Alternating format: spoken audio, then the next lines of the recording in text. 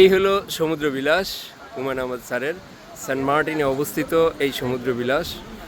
যারা সমুদ্র বিলাসের নাম শুনেছেন বা যারা বাইরে থেকে ছবি তুলেই চলে গিয়েছেন, আজকের আয়োজন আমরা তাদেরকে ভিতর থেকে দেখানোর একটা সুযোগ করে দিচ্ছি। সমুদ্র বিলাস আজকে আমরা ঘুরে ঘুরে আপনাদের জন্য দেখাবো। আশা করি আপনারা দেখে ভালো লাগবে। এটা সমুদ্র বিলাস সেন্ট মার্টিনে। সমুদ্র বিলাস কথা সাহিত্যিক স্বনামধন্য লেখক হুমায়ুন আহমেদের বাড়ি এটা সেন্ট মার্টিনে। যারা এখানে আসছেন দেখেছেন তো দেখেছেনই, যারা দেখতে পারেন নাই তাদের জন্য আমাদের আজকের এই ভিডিওটা। এটা একদম বিচের সাথে, এটা খুললেই এখানে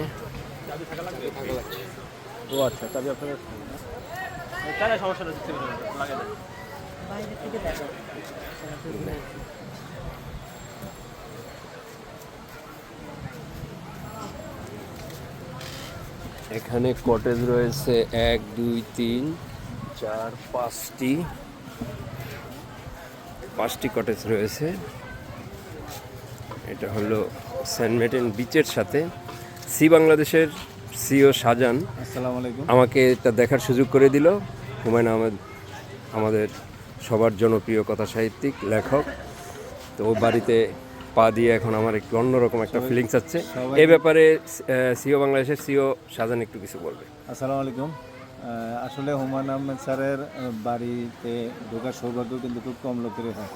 সবাই ওই সমুদ্র বিলাসের সামনে গেটে ছবি তুলেই সেন্ট মার্টিন চলে আসছে, এরকম একটা ভাব আর কি।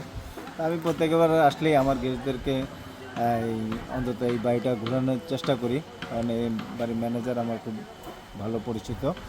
আর হুমায়ুন আহমেদ স্যারের সবচেয়ে বড় ইয়ে হয়েছে কি, প্রত্যেকটা রুম আলাদা আলাদা নাম।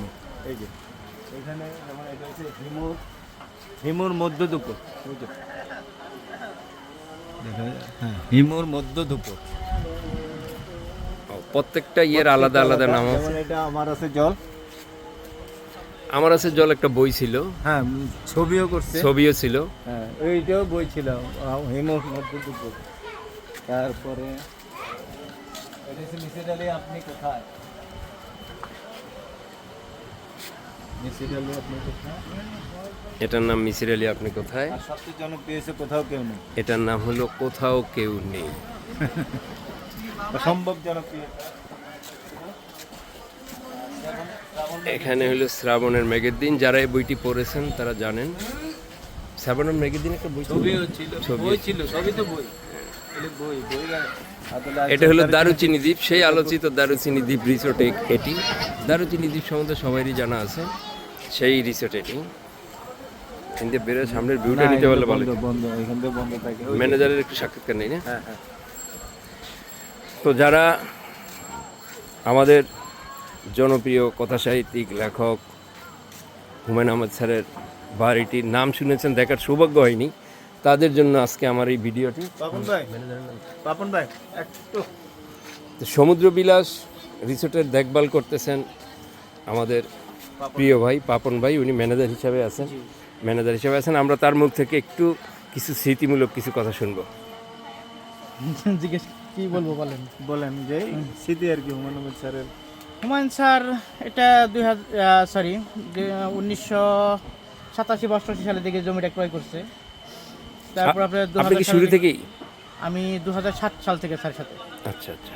এই কটেজগুলো বানাইছি আমরা হচ্ছে 2009 সালে, 8 সালে কমপ্লিট করছি আর কি।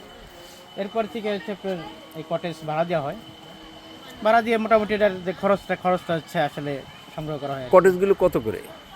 বর্তমান রেন্ট হচ্ছে 4,500 5,000 এরকম, 6,000ও হয় কোনো সময়। এটা তো অ্যাভেলেবেল পাওয়া যায় না মনে হয়। অ্যাভেলেবেল পাওয়া যায় না, ঠিক না, পাওয়া যায়, কিন্তু আমরা তো অনলাইনে বিজনেস করি না। আচ্ছা আচ্ছা। আমাদের হচ্ছে যারা পরিচিত তারা হচ্ছে ফোন দিলে ওইভাবে আসলে আমরা রুমগুলো। তাহলে এমনি এটা বুকিং দেওয়ার সিস্টেম ওই পরিচিত কেউর মাধ্যমেই? জি, পরিচিত লোকজন যারা আছে। আর কোনো ওয়ে? আর কোনো ওয়ে যারা ট্যুরিজমের মাধ্যমে অনেকে বুকিং দিতে পারে। আমাদের পেজে যাতে যারা ছিলেন, আমাদের ভিডিও যারা দেখছেন, তাদের জন্য আমাদের এই আয়োজন হুমায়ুন আহমেদ স্যারের বাড়িটি দেখানোর জন্য। ধন্যবাদ, সবাই ভালো থাকবেন। আসসালামু আলাইকুম।